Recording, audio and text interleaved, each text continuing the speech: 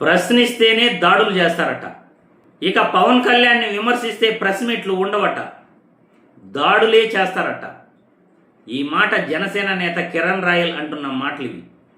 పవన్ కళ్యాణ్ గారి గురించి మాట్లాడితే ఇంకా ప్రెస్ మీట్లు ఉండవు, దాడులే ఉంటాయి.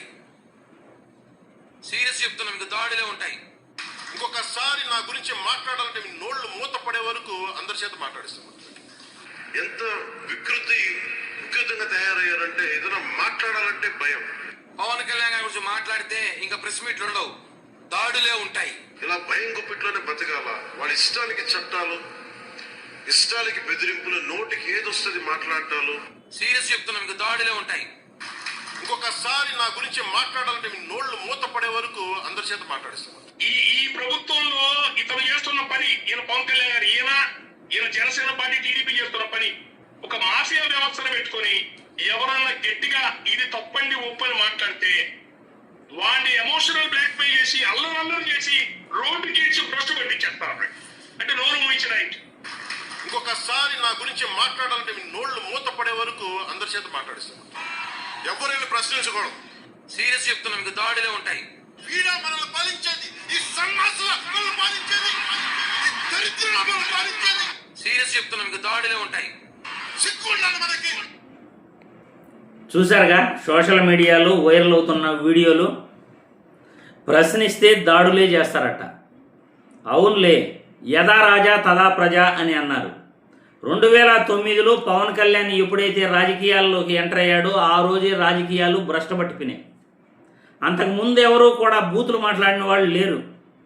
2008-9లో పవన్ కళ్యాణ్ ప్రజారాజ్యం పార్టీలో యువరాజ్యం పార్టీ అధ్యక్షుడిగా ఉన్నప్పుడు రాజశేఖర్ రెడ్డిని పంచిలోడ తీసి కొడతాను అన్న రోజు నుండి కూడా ఒక్కొక్కరు వ్యక్తిగత విమర్శలు చేయటం ఆంధ్రప్రదేశ్లో, తెలుగు రాష్ట్రాల్లో అలవాటైపోయింది.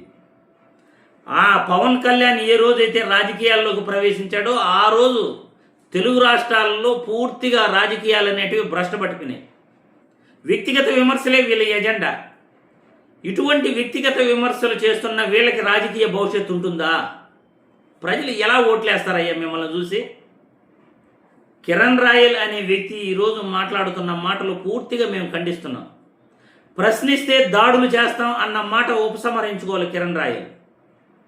ఎందుకంటే మేము రౌడీయిజం చేస్తాం, ప్రశ్నించిన వాళ్ళందరినీ కొడతామంటే మాత్రం ఎవరు కూడా ఊరుకోరు. ఈరోజు నువ్వు అధికారంలో ఉన్నావు, ఓకే. అధికారం 2 సంవత్సరాల తర్వాత మారకుండా ఉంటుందా? ఖచ్చితంగా అధికారం అనేది మారుతుంది. ఈరోజు ఈ కూటమి ప్రభుత్వం చేస్తున్న అరాచకాలన్నీ చూసి కూడా ప్రజలు ఊరికే ఉంటారు అని మీరు అనుకోవద్దండి. ఖచ్చితంగా తగిన గుణపాఠం చెప్తారు. మాకు ఈవీఎంలు ఉన్నాయి, మేము ఎలాగోలా గెలుస్తామంటే కూడా ప్రజలు ఖచ్చితంగా ఈసారి ఊరుకోరు. ఆల్రెడీ సుప్రీంకోర్టు ఎవరైతే ఓటు వేస్తున్నారో వాళ్ళ ఫోటో టైంతో సహా మీరు ముద్రించే విధంగా ప్రణాళికలు సిద్ధం చేసుకోండి అని ఎన్నికల కమిషన్కి ఆర్డర్ కూడా పాస్ చేసింది. సుప్రీంకోర్టులో జడ్జిమెంట్ వచ్చింది మొన్నే 2 రోజుల క్రితం.